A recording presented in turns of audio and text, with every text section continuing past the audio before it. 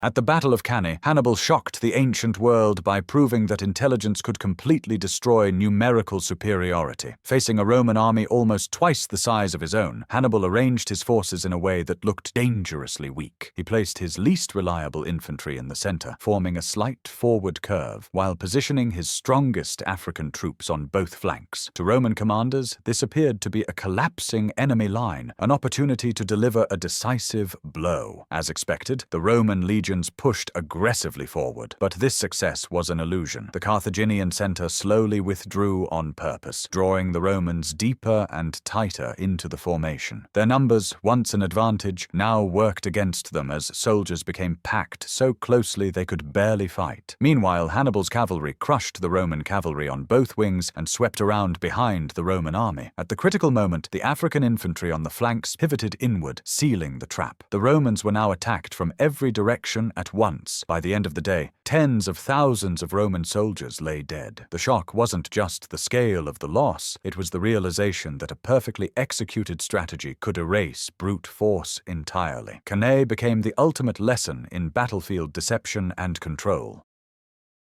The Mongol feigned retreat was a war strategy that shattered armies by exploiting instinct, pride, and impatience. Used extensively by the Mongol Empire, this tactic involved pretending to panic and flee the battlefield to enemy commanders. A retreat signaled victory. Medieval armies were trained to pursue immediately, hoping to turn withdrawal into total collapse. The Mongols understood this reflex perfectly and turned it into a trap. Mongol units would withdraw in apparent disorder, sometimes abandoning equipment or leaving wounded behind to make the retreat look genuine. In reality, the retreat was carefully controlled. Riders maintained spacing, communication, and direction, often retreating for miles or even days. As enemy forces chased them, their formations stretched out, discipline broke down, and command structures dissolved. At the chosen moment, the Mongols suddenly turned back. Horse archers unleashed devastating volleys of arrows while staying out of reach, striking from multiple directions. Hidden reserve units then joined the attack, surrounding a now exhausted and disorganized enemy. Entire armies across China, the Middle East, and Eastern Europe were destroyed this way. The shock came from the realization that what looked like weakness was actually total control. By the time enemies understood the deception, their defeat was already inevitable. Greek fire was a war strategy built on terror, secrecy, and technological shock, and it kept an empire alive. Developed by the Byzantine Empire, Greek fire was an incendiary weapon unlike anything the medieval world had ever faced. When ignited, it burned with extreme intensity and, most terrifyingly, continued burning on water. For naval crews trained to extinguish flames with seawater, this completely overturned every rule of warfare they understood. The Byzantines deployed Greek fire using siphon-like projectors mounted on warships, spraying streams of flaming liquid onto enemy vessels. During naval battles and sieges, particularly against Arab fleets, ships burst into uncontrollable flames within seconds. Panic spread faster than the fire itself. Sailors abandoned their ships, only to discover the fire followed them into the sea. What made this strategy even more powerful was secrecy. The exact formula was guarded as a state secret, passed down orally and never fully written. Even when enemy forces captured Byzantine equipment, they could not reproduce the weapon. Greek fire wasn't just a tool of destruction, it was psychological warfare. Smaller Byzantine fleets defeated larger enemies, and Constantinople remained unconquered for centuries. The true shock was realizing that courage, numbers, and experience meant nothing against a weapon that defied the natural laws of fire itself. At the Battle of Hastings, William of Normandy won England not through brute force, but through calculated deception. The Anglo-Saxon army held a powerful defensive position on high ground, protected by a dense shield wall. Repeated Norman cavalry charges failed to break it. For hours, the battle seemed to favor the English. At one point, parts of the Norman army genuinely began to panic, and rumors spread that William himself had been killed. William turned this crisis into strategy. Norman units began to fall back deliberately, creating the appearance appearance of a full retreat. To the Anglo-Saxon soldiers, this looked like victory. Against orders, sections of the English line broke formation and rushed downhill to pursue the fleeing enemy. The moment they did, the shield wall, England's greatest strength, collapsed. William immediately ordered his cavalry to turn and counterattack. The isolated English troops were cut down in open ground, far from the protection of their formation. This tactic was repeated multiple times throughout the battle, each time luring more men out of the shield wall. By late afternoon, the once solid English defense was fragmented and exhausted. King Harold was killed, and the army disintegrated soon after. The shock of Hastings lay in its simplicity. A fake retreat shattered the discipline of a superior defensive force. One deception reshaped England's language, culture, and ruling class forever.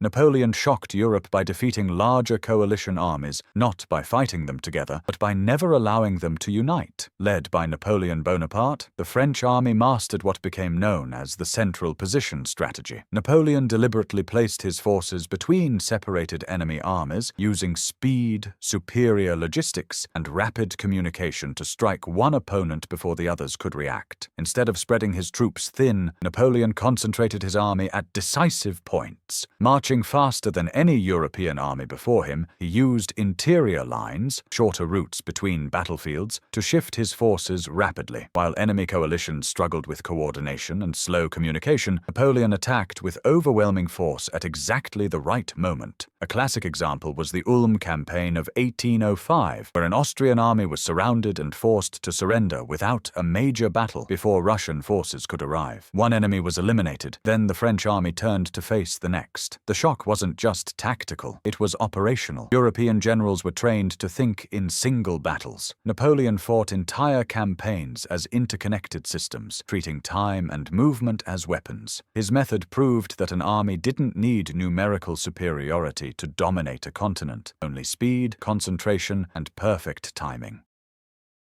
Blitzkrieg, or Lightning War, shocked the world by ending wars before most armies even understood they had begun. Developed and executed by Nazi Germany, Blitzkrieg rejected slow, methodical warfare. Instead of grinding through enemy defenses, German forces focused on speed, coordination, and shock. Tanks, motorized infantry, artillery, and aircraft operated as a single system rather than separate units. The strategy targeted weak points instead of strong ones. Armored divisions punched through lightly defended sections of the front, bypassing fortified positions entirely. Enemy strongholds were left isolated, cut off from supplies and command, and rendered irrelevant without being directly attacked. At the same time, dive bombers struck communication hubs, rail lines, and headquarters deep behind enemy lines. This created chaos at the command level. Enemy armies often still had troops and equipment, but no clear orders, no coordination, and no idea where the front line even was. The result was psychological collapse as much as military defeat. Poland fell in weeks. France, considered Europe's strongest land power, collapsed in just 6 weeks in 1940. The shock of Blitzkrieg came from its speed. Wars that were expected to last years ended almost immediately, proving that disrupting command and morale could matter more than destroying armies outright.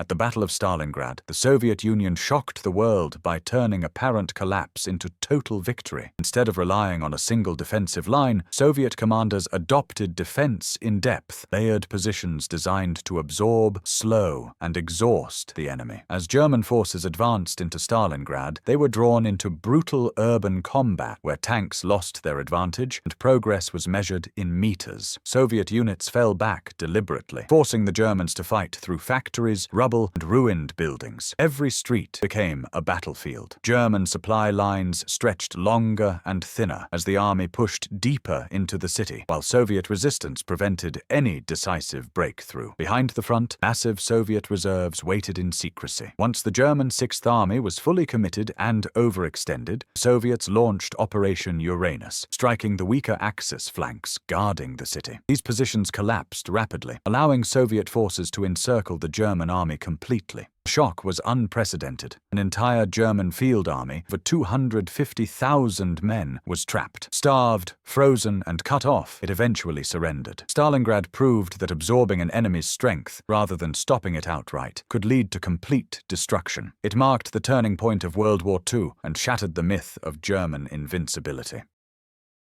During the Vietnam War, Vietnamese forces shocked the world by defeating technologically superior enemies through patience, terrain mastery, and asymmetric warfare. Rather than confronting enemy armies in large, decisive battles, guerrilla units avoided direct confrontation whenever possible. They focused on ambushes, hit-and-run attacks, sabotage, and sudden disappearances into jungles, villages, and underground tunnel networks. Every engagement was designed to be brief, unpredictable, and costly for the enemy. Terrain was turned into a weapon. Dense jungles limited visibility, neutralized air power, and made armored movement difficult. Tunnel systems allowed fighters to survive bombardment, move undetected, and strike from unexpected directions. Even after overwhelming firepower was used, guerrilla units often reappeared as if untouched. Strategy aimed less at winning battles and more at exhausting political will. Time itself became the weapon. Prolonged conflict increased casualties, costs, and public opposition